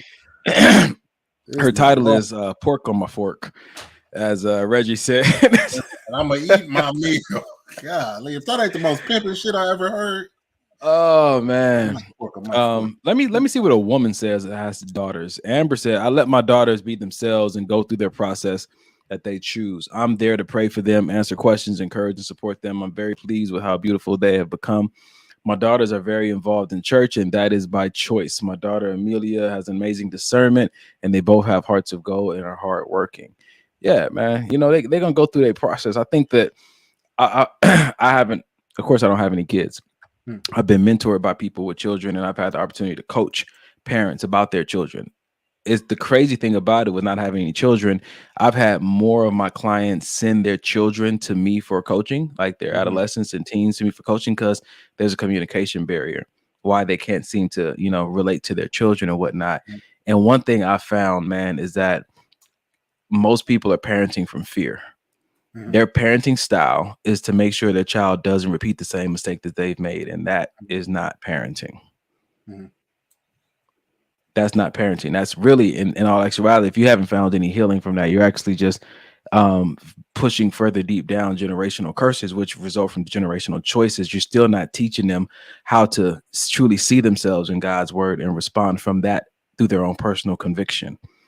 You know what I'm saying to you? So I agree with that. But I think they can go hand in hand. You know what I mean? If I see my son going down a similar road, or I see maybe some anger issues maybe sparking up, as the dad, the way I parent is, I'm gonna tell you what I went through as a child. You know what I mean? So yeah, I used to be angry, I used to be upset, and I didn't know why, and yada yada, and spark that conversation amongst ourselves. You know what I mean? And we can come up with a game plan together. You know what I mean? As opposed to me saying, well, you know, this is what's going to happen, so you need to do this and you have to do this. It's not necessarily that. It's more so showing him the what could potentially be a downfall in those actions. And that's what you kind of wish your dad would do, right? Instead of trying to just tell you what to do. Not at all. I wish you'd leave me alone sometime. Here it is. All right, cool. I'll give him a call. I want to put this video up because it kind of goes into what we're talking about right now. I've been wanting to get your feedback on this video. We just haven't got to it, but check this. You told me the other day that you feel like kids should disrespect their parents. I think parents should expect. Jason, let me put that in context. How many of you guys in this room would like to raise your children to be strong-minded, independent-thinking, ambitious kids or adults, right? Mm-hmm. Well, if you are going to instill that, part of that is confidence, part of that is voice, part of that is knowing I have value. And when you're teaching your child that, and I'm talking 5, 6, 7, 8, 9, 10, the first place they practice voice is on you guys. Correct. That's the first place. So you might say to them something, and I'm going to tell you something. My mother, I had 2 brothers. My mother would say, Ellie, go do the dishes. And I would be like, why didn't you ask one of them? And that would get me popped. You know, that would get you looked at. That's usually popped, and I told you so. Yeah. Like, yeah. But if you're teaching your child to be confident, to be strong, to value their voice, they should ask those kinds of questions, and it allows you to parent them. But we shouldn't translate that as disrespect. They're just practicing. That's not disrespect. They're practicing their voice. But that was in our era. Bro. In the 1900s, that was disrespect to me. I would never think to talk back. I would never even think to talk to my parents the way my kids talk to me. But it's like, it's not. So first, I just want to say that the fact that Charlamagne said in the 1900s makes me feel old as shit. God, in the 1900s? Really, my God? 1900s. God. 1900s. Yeah. But to speak to what my man was saying, like my parents' style is right on with that. Like I tell Denham all the time, you know what I mean? I want you to be able to say whatever it is you're feeling in that moment, whatever it is you have on your mind, even if it goes against what I'm saying to you, but it's a way you do that. You know what I mean? It ain't, oh man, I don't know, relax, because we're talking, we're having a conversation. So you need to relax, and then you can say what it is you're trying to convey.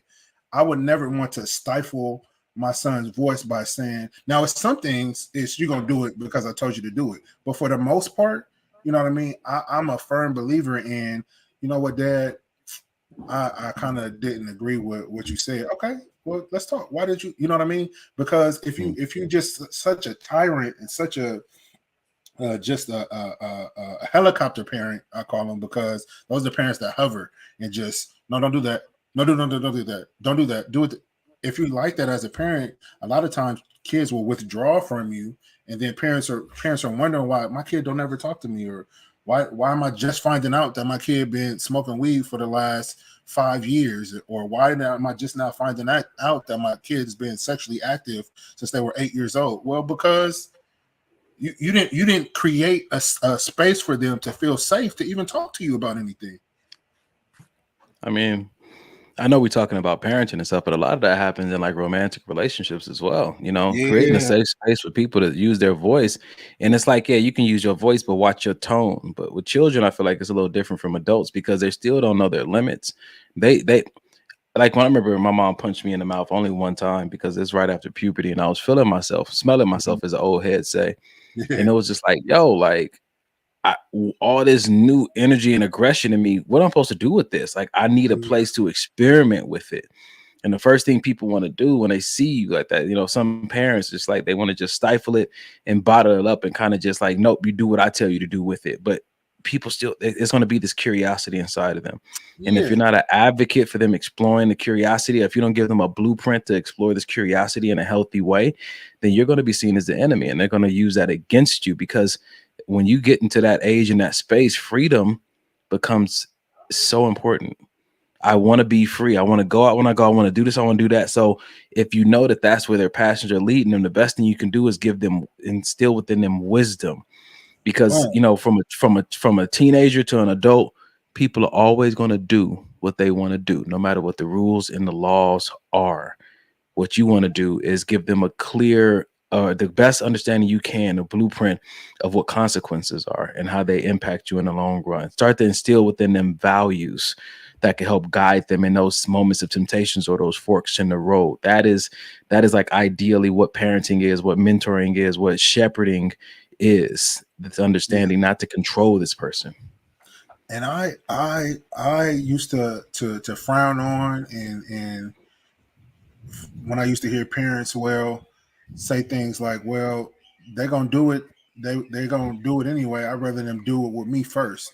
When I was younger, like, what? You would because your son is telling you he wants to smoke weed, you would really smoke weed with your...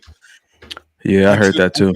Until just really diving into being a parent and defining what that is for me, and defining what that is in the eyes of God. Like, yeah, I would definitely consider it. If my friends was drinking at school and I didn't taste any of it, but I was curious. All right, what were they drinking? Let's go. So you could taste it and you could see for yourself. You know what I mean? You know what I'm saying?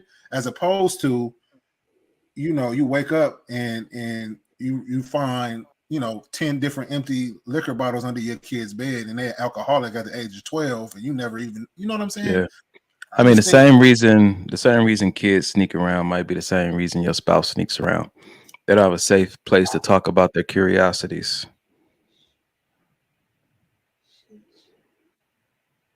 I need you to get some rest. I need you to get some rest before the next show. That's too much. It was good though. It was good. Sheesh. Damn. People don't understand how important a safe environment is, man. People they usually just have questions, and when they can't ask them questions, you know what I'm saying, a different side of them comes out. Like, I still got these questions and these curiosities, and clearly I can't do that here. Doesn't mean I ain't gonna explore it though. And I'm talking, and this is gonna sound wild to people, but I'm talking the type of environment that's so safe that your husband or your wife could say, you know what, I was out with the fellas, or I was out with the girls, and I saw this woman and something came over me and I wanted to go over there and talk to her. I mean, I didn't, but I definitely wanted to. That type of safe. I want to be able to open up to you so much that I don't have anything left inside to where I feel like I need to hide it. And I want to be able to, even feeling like you can talk about anything is an experience on its own. You know what I mean? Just feeling like at any moment I could just go tell you whatever's on my mind. It could sound crazy to any other couple, but me and you, we already know what we got. We already solid in what we got. So, you know, if I'm coming to you, I'm coming from a place of transparency, and that's it. And honesty. Yeah. You could trust that. You could trust that person to be real with you. Man. This is an interesting conversation because, you know, a lot of times we'll get in that place where we see people's kids acting out in public at the grocery store, and we be wanting to chastise their children and call them bad parents for how they doing what they doing. You know what I'm saying to you? But I think that at some point we have to assess how we are parenting or how we're doing relationships, because honestly, man, the Bible says you'll know a tree by the fruit that it bears. You know what I'm saying? And just because someone acts right in front of you doesn't mean that they've acquired a good character. What happened? Is that Reggie again? Let me see what Reggie said, because he's off the chain tonight. Reggie said, I had my first drink with my dad and I went to my first strip club with him. Hell, I even gone out clapping cheeks with dad, but I always knew where the line was and never crossed it. Reggie, how did you know where the line was? I'm a kind of person like out there clapping cheeks with pops, high-fiving. Ladies, this has been, and gentlemen, this has been one of them shows.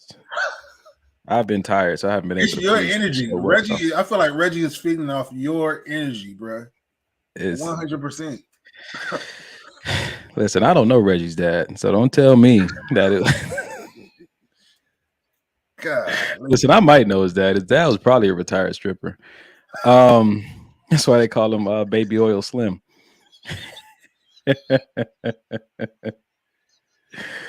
He said, because he made sure I knew who he was and what position he held in my life. And I think that's good. You know what I'm saying? Like, some parents definitely want to be friends with their children, but not at the expense of them remembering that they're your parent. I think 100% true. I think that this part is key. He made sure I knew who he was. So up until a certain age, Denham felt like, you know, dad could do no wrong. He could say no wrong. You know, in the eyes of your child, especially when you were a single parent, in the eyes of your child, you're like the closest thing they have to God. So when they see that first mistake, it's like, oh, you're a human like everybody else is, right? So it's always been my goal to be transparent with my son.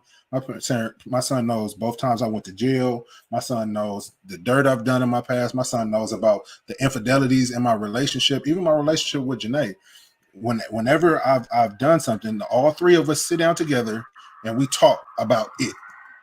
And I feel like that's important because one day he may come up. My bad.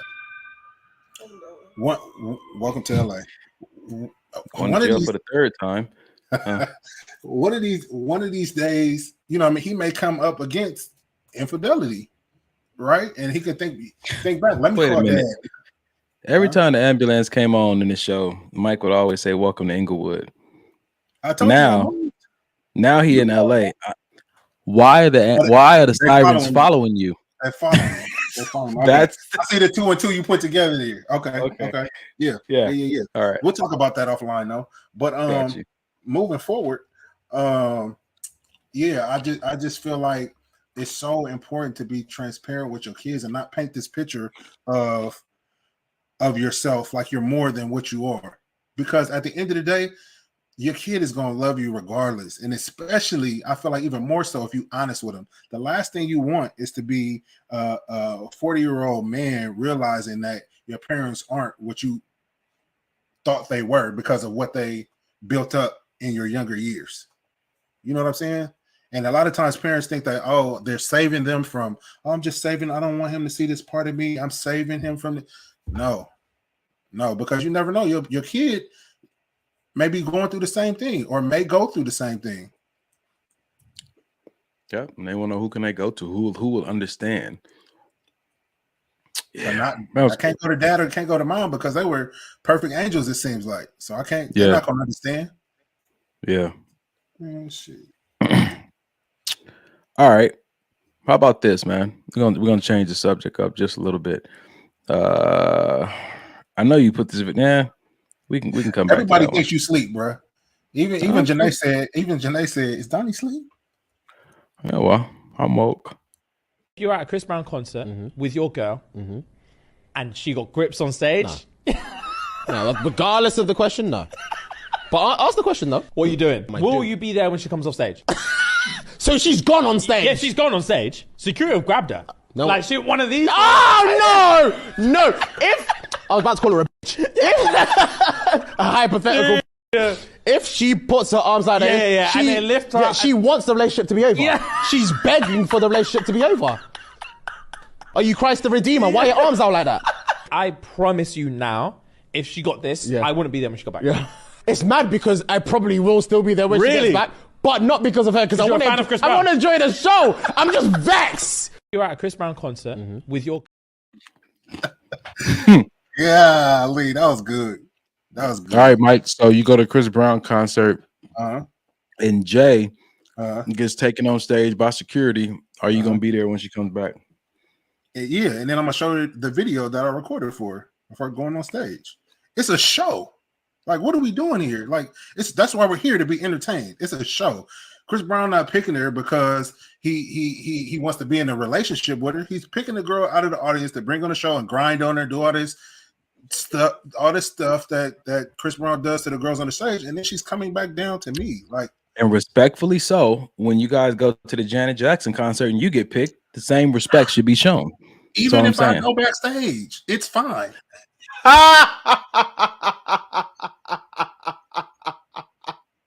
It's entertaining. Are you not entertained? Are you not entertained? Are you not entertained? Come on. Please. Oh man.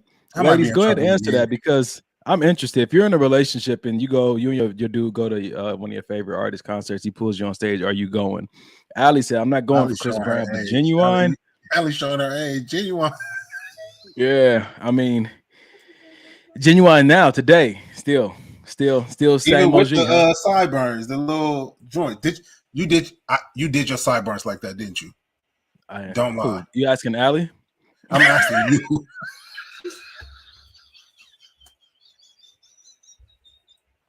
Disrespectful. Disrespectful. Golly. I was 100% asking you. This nigga. Sheesh. Nah, bro, I didn't grow facial hair too much later, so I couldn't. Whoa, wait a minute. It's happened too many times. Don't even want to talk about it. Let's just say I had a very jealous ex. Amber, you getting snatched up on stage like that? I could see that. I met Amber in person. I could see somebody snatch her up on the stage for a baby. Just getting snatched up. She said, and Method Man. Not my God. Interesting. My God. What we got? What Reggie say? She is free to go because she knows if I get caught up on stage with Fantasia, I'm grinding in yams like grandma. Can I get to the yams? Sweet, sweet yams. I get it. My guy. I like Reggie's life, man. Man, his life. It's a lot different from Reginald's life for sure. This Reggie cat is wild. Yo, people are talking like, I would have never guessed. Look, and Cedric the Entertainer. Nick, I'm vexed. Yo, people got some interesting celebrity crushes, homie. Wow. What's one of Fantasia and Cedric? What's one of your interesting celebrity crushes, bro? That is just like, if I tell anybody this, they're gonna think I'm crazy. Oh shoot! Thank you, Sasha. Sasha said 15 more minutes down if we're on the downside. Clearly, none of this is helpful. Right. Do I have an interesting crush? Oh gosh. That is a good question. You know, I don't even think about nobody else now that I'm in a relationship, so I just keep my.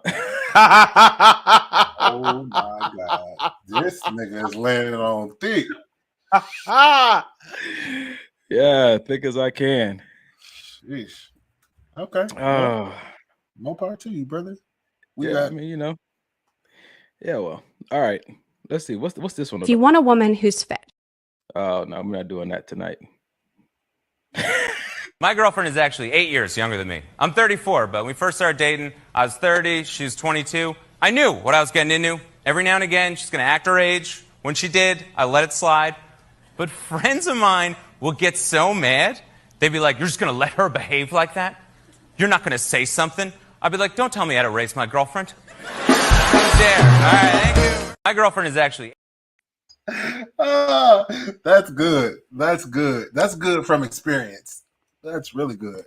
Yeah, I just thought it was fun. Yeah, I'm not gonna touch that one. Moving on. Yep. We'll leave that alone. But you will touch this one because you sent this one. So as much as I dislike certain conversations, I feel the need to say something about this. People have this idea about women who make men wait to have sex with them, that this woman is trying to control a man or manipulate him or something like that, and it really don't have nothing to do with that. I don't know, maybe for some of us women, we haven't let this society convince us that sex is a casual thing, because it's not. I see so many men saying, I don't know why women do that, it doesn't work. It's not about it working to keep somebody, but it's about the physical, emotional, mental, and spiritual ramifications of doing something like that, something sacred like that with somebody you barely know. We can pretend all we want with this sexually liberated age that we in, that doesn't take a toll on you, but it does. And everybody knows that the sex is better anyway when you really like somebody and you really feeling them and y'all got a connection. So maybe some of us just bougie. Maybe we don't want it unless it's going to be something that strengthens us physically, mentally, emotionally, and spiritually. You feel me? Like it's supposed to. So you sent that to the group chat, bro. So you got thoughts. I sent it because Jay sent it to me. First time I'm watching it. Okay. But I definitely agree with what she's saying. I feel like, but these days, I feel like it's not just women that do that. If I'm being completely honest with you, I feel like a lot of dudes are starting to get on the same page. Like, nah, we're not just finna to what Reggie call it, clapping yams, clapping cheeks. Yeah, we're not just gonna clap. Act like you don't know. Come on, man. My you bad. also said you don't have eyes no more because you're in a relationship. My bad. This is true. This is true. Nah, but I just feel like, you know, it's all up to the preference of the two individuals. If you feel like waiting or abstinence in general is what y'all want to do it.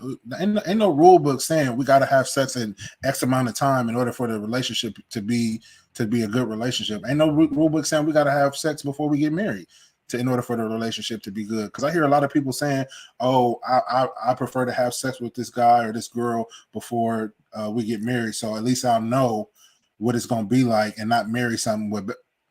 Man, I don't know, man. To me, in my experiences, having sex tends to complicate things more than they need to be if you're not with the person you know, like, this is it for me. I would go even further because we talk about casual sex. I would go even further, say like casual intimacy in general. 100%. I think that, you know, I think the education of what I've learned about what intimacy is helps me it helped me to identify what's really being exchanged in those moments of intimacy. Because I didn't know all that was being exchanged and what was being, when I say exchange, I didn't know what I was giving up and what was being deposited in me in these moments of intimacy. So I'm thinking I'm just making out and I'm walking away and I'm the same, but I'm different every time I'm intimate with somebody. I'm different, you know what I'm saying? So that made me, you know, kind of police those situations a little differently and have a different vetting process. Even when it comes down to like intimacy of conversations, I'm just not willing to talk to everybody because it's an exchange happening there. I'm giving up something. And I'm also having something deposited back into me, you know, and I don't think that I've been, you know, Mike's know that I've been praying to be more socially, my social capacity be enhanced. But honestly, man, the more I'm trying, the more I feel like my introversity. No, that's fine. Whatever you want to say. Introversions are rising up inside of me because I don't really find many people that I want to exchange with. If I take the word intimacy out and I use that word exchange, it's a lot more clear for me who I really want to engage with. Who do I want to exchange with? You know, when I look at it that way, then it makes sense why I don't want to have certain conversations, why I don't want to make out, why I don't want to exchange numbers, why I don't want to return the text messages. It makes more sense when I call it more or less what I see it as. That's really good. And and to me, it's nothing really wrong with that, because even with you, like, I know the prayer for you is to come out of that thing, but coming out of that doesn't necessarily mean you just got to be around a whole bunch of people.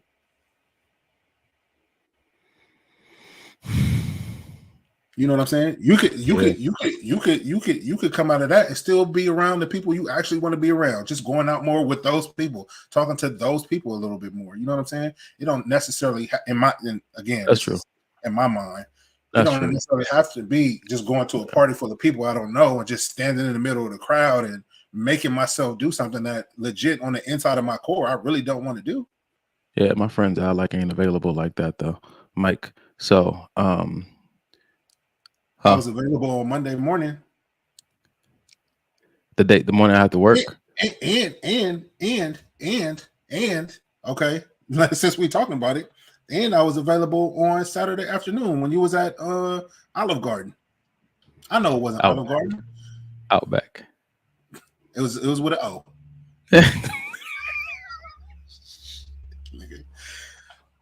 It's 9:55. We can wrap this shit up. You doing the mental health for tonight? No? Nope. Do your job. All right. Do my job. I'm going to do this for mental health tonight.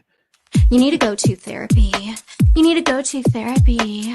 Get yourself in therapy. I'm working on my trauma. I'm letting out my trauma. I'm releasing my trauma. Release, release, release, release. Mike hates when I play the whole video. And I appreciate it. So in my mind, I'm like, I hope you don't play this whole thing. I ain't gonna play the whole video, bro.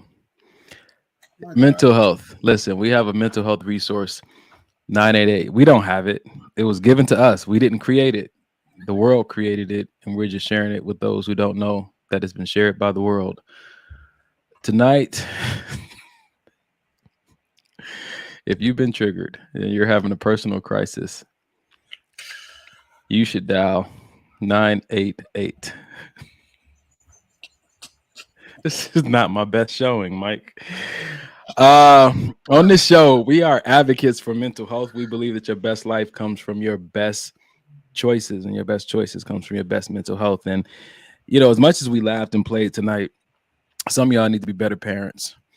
And I think the best way to approach that is to find a resource that can help you, because oftentimes we think we're saving our children by stifling their ability to grow and go through their process in a healthy way. And if you know that and you feel that and you are looking for a resource, understand that a crisis can be whatever you want it to be. It could be like, I need a new skill set. I need to learn how to be more trusting with my children or with my spouse. That resource, 988, can connect you with a support group, counselor, therapist, psychotherapist, just to get you maybe connected to a work group or a workshop where you can develop awarenesses. Even like we talked about earlier about emotional intelligence. If you don't know what that is, and you're trying to get connected with that because you have a partner that doesn't really talk the way you talk or use many words at all, but you still want to keep them around and communicate with them, maybe you can call this number and get connected to a resource that can teach you about emotional intelligence. Either way it goes, man. The point is, don't try to go through this on your own. I told you guys, I think it was last week, I had like a mental health challenge and I had to reach out to a resource because I was having suicidal thoughts. And you know, don't just put it off like it'll be okay. You know, reach out and get the help you need, because, you know, it only takes one real bad, you know, episode for you to do something that you might regret, or it really might hurt a lot of people around you. So, yeah, that's how we like to end every episode, by giving you this resource, 988. If you know somebody who's struggling with mental health, you can actually call that number and find what are the best ways to approach talking to somebody about their mental health issues without making the matters worse. Because if you don't know how to do it, you can make it worse. So just want to offer that to you guys at the end of this episode today. What else you got, Mike? That's it, man. Let's get out of here. Donovan, you know, I saw that. You know his my fiance? fiance. she was not giving it up just for a random fling. I'm not sure if you want to edit that sentence. Sounds suspicious. Hold on. Now that I'm older and I understand absolutely what I need to be good, waiting did not bother me. 3 years was what we waited because we both understood we need more than just sex. I was watching a sermon this week about understanding how, man, like he said, you are infatuated with this person that can take you to the third heaven physically, but can't do nothing for you on the first one. And that's really good. And what's so crazy about what Reg just said, like not being abstinent in a relationship or waiting for a period of time or a long period of time in a relationship is wild, because it forces you to communicate in ways other than sex. So if we get in an argument, ain't no makeup sex. We literally got to talk to this thing through this thing until we both good. Like it just creates, in my opinion, it creates that stronger bond that you sometimes can get through sex, but now you can't get it. It just has to be a legit, me and you, we communicating, we being transparent, and we doing all these things without sex. So then when you finally add sex onto it, it's just like the cherry on the top. Wait a minute. Cherry on top of what? On cherry on top of the relationship. Or cherry on top. Hey, listen, cherry on top of that thing. I don't know. Hey, that thing. Them do yams. Do things, bad things, baby. Hey. Reggie said her daughter was on the cheer team with your niece and she made baked spaghetti for your fam. Oh, yes, I do. Yo, I do. Wow. So she makes the best baked spaghetti. I did not know. Now that I look at the name, I know exactly who that is. That is wild. That is wild. Yeah. Yeah. We definitely going to the wedding. Wait. Is she doing that for the wedding? And brides usually don't cook for the wedding, huh? So wait. So if so let me get this straight. If she's not doing baked spaghetti, we not going to the wedding? No. Cool. Sorry, Rich. Make sure she gets spaghetti, brother. Right on. Right on. Listen, Mike, it's 10:01. Pray us out of here, man. We got right. places to go and people to see. That's right. Father, thank you for another great show, Lord. I thank you that the people that were listening in tonight were the ones that needed to hear this show tonight, Lord. I thank you that someone was helped out there today, Lord. I know we were. I thank you that going into the week, that you order our steps, that we'll be in the right place at the right time, doing the right things, Lord. I just thank you and praise you for your protective angels, that you'll get us to where we need to be safely and return us home safely, Lord. I thank you for our children, that you will protect them and you will continually show them your light and your love. In Jesus' name we pray. Amen. Did Donnie go to sleep? This nigga went to sleep. Night night. Nigga, I see you. Wow. Childish. Yeah. Thank you guys for joining us. Have a safe I don't know. See you guys next. 2 Chainz.